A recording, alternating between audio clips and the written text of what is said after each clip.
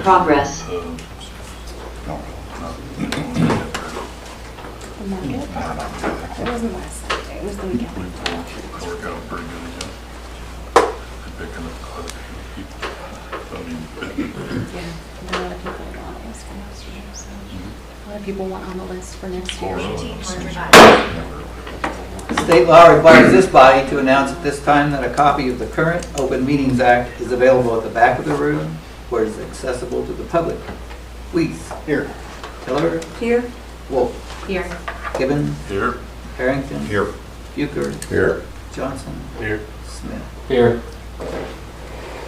All rise. Moment of silence followed by the Pledge of Allegiance.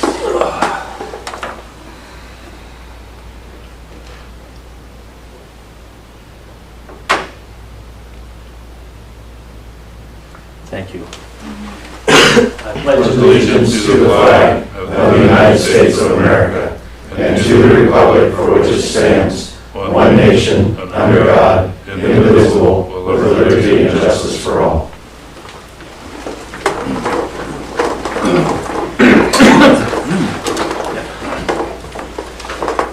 Agenda item 1, consent agenda. Approve this agenda, pay the claims as submitted, approve the city treasurer's report for July 2023, approve the minutes of the August 1st, 2023 regular council meeting. Trent and Nick. Nick was the motion. Trent was the second or vice chair? Trent made the motion. Okay.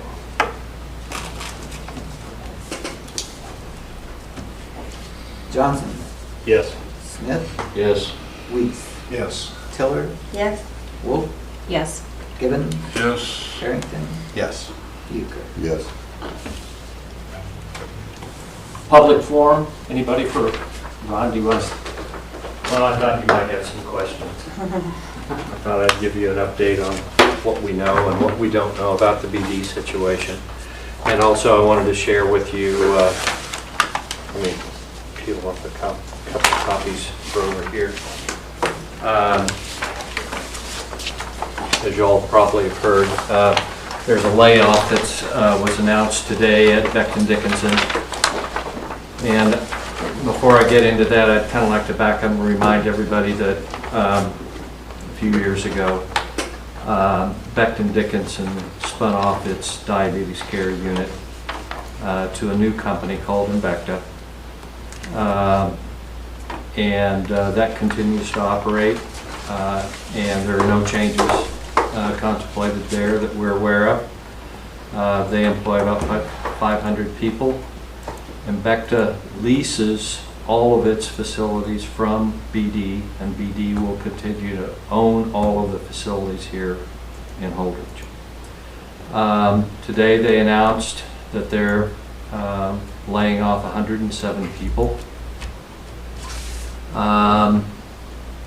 The mold operation will discontinue operations immediately, but over the next 6 to 8 weeks, the company will discontinue all operations, and the injection device machinery will be relocated to other BD operations, but mostly to a plant in Connecticut. The other thing that's driving this decision is that the injection devices that BD was producing at this location were funded by a $70 million federal grant to produce COVID syringes back in 2020. That market is no longer a very viable, robust market, so consequently they are discontinuing that operation, and that's why these machines are being relocated to another plant. Jason Seidel had the unfortunate duty today. He's the plant manager. He informed everybody, and he is one of the 107 who will no longer be employed by the company. All of the employees will be under an employment agreement through October 20th. They will receive severance packages based on their length of service with the company. Some of those employees have been there for a long time, so they'll have a very generous severance package. But as part of that deal, they have to remain employed by the company through October 20th. They can start another position the day after that. So that gives us time to work with them to find transition opportunities for those employees. We immediately began work with the Nebraska Department of Labor. We've requested a transition team. They have a rapid response transition team that they make available for situations like this, and we'll coordinate with BD to provide services to those employees with the hope of identifying as many local opportunities as possible for those 107 people. We've already talked to some other employers in the market, and we've actively begun that process of connecting people to other positions. For example, Almond has 23 open positions right now. 4 of those are engineering positions. Another handful are other professional positions that are high paying and attractive positions. There are several hourly wage jobs available at Almond too, but we know of many others. And in fact, our initial search this afternoon identified over 400 open positions in Phelps County alone. So again, we hope to connect as many people as possible, and we'll be scheduling in-person presentations to employees out there as early in September as we can. But again, we have to work closely with the folks at BD to make those arrangements. The press release that I shared with you just now is intended to inform the public about what we're doing to help in the process. It's not a job any of us would like to have right now, but it's very important that we're proactive and do as much as we can, as early as we can, to identify opportunities and connect those people to them. We think, and it's just a back of the napkin, finger to the wind kind of a guess, but we think this is affecting about a $7 million payroll for those 107 people. So it's a big impact in our community, in addition to those individuals and those families that are affected directly by it. So it's very important that we lock arms as a community and work together to help these people find suitable employment going forward, and to keep them in our community. Some of them are no doubt commuters from someplace else. We've got over 2,200 people that commute in every day to jobs here. So, you know, not all of them are going to find what they want when they want it here in our community, but we're going to do our best. So, the reason this is happening, there are a number of factors that come into play here. But these decisions are being made on a corporate level in New Jersey, and we know that there are global conditions at work here, and I also know that Jason Seidel, the plant manager here, has done everything he can to attract more investment in the Holdrege plant, and so far it's not been successful. They've invested $35 million in the old artistic woven labels building to prepare it for their future production here, and we were hopeful that that was just the first phase, that there was more expansion coming. And it may still happen, but it's not going to happen this week.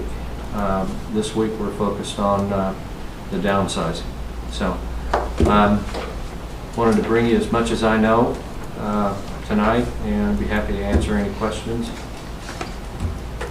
wanted to reassure everybody that we're working as hard as we can to mitigate the negative from this. How many people were working at BD? Well, up until last year, there were about 200. But over this past 9 months or so, through attrition, that number's come down to around 150. So about 45 will remain on a permanent basis at BD, and those operations will be the sterilization unit, which is the cobalt sterilization facility that BD owns and is in the original building. They'll also maintain a microbiology laboratory here, and then a maintenance crew to maintain all of the property on that campus. As I said, BD continues to own that property.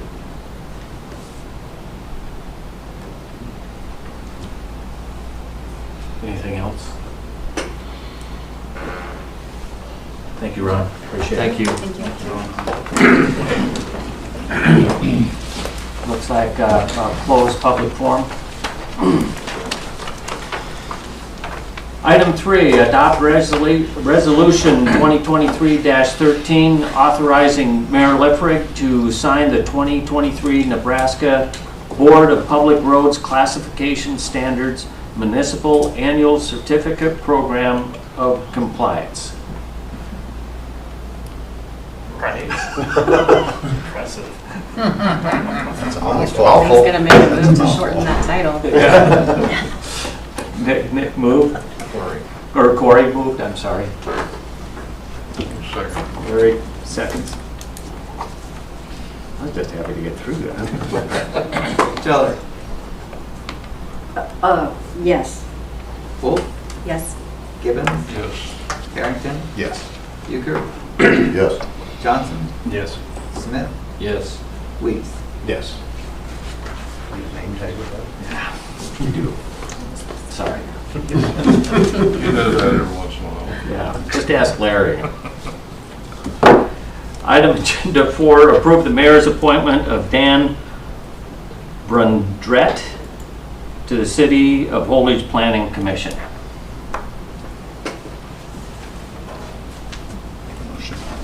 Dale moves. Before we go, could you tell us what he does now? Corey brought him, or He works at Pro Building Supply. Yep, son-in-law, good kid. I've known him for quite a while.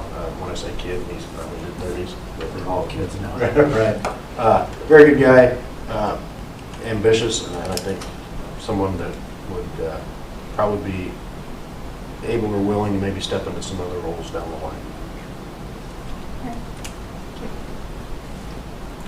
And he obviously loves to. Yes. He was pretty excited when I approached him, so.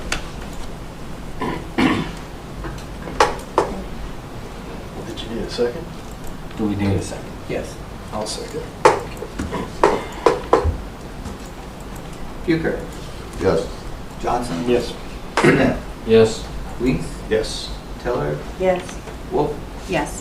Gibbons. Yes. Harrington. Yes. Item agenda 5, open discussion. And we will start with the chief tonight, please. Well, as you've seen, we got the truck out and it's going strong, so got a lot of compliments on it. So, It does look sharp. well, thank you. But other than that, that's all I look at. Yep. That it? Thank That's you. it, yep. Dane? I will be on vacation from Thursday the 17th through Friday the 24th. Thank you so much for the opportunity to leave. I did. Have a good time, Dane. Thank you. Yeah. Chris? I just want to remind everybody of the work session on August 30th at 6 p.m. Send out an email just to remind everybody.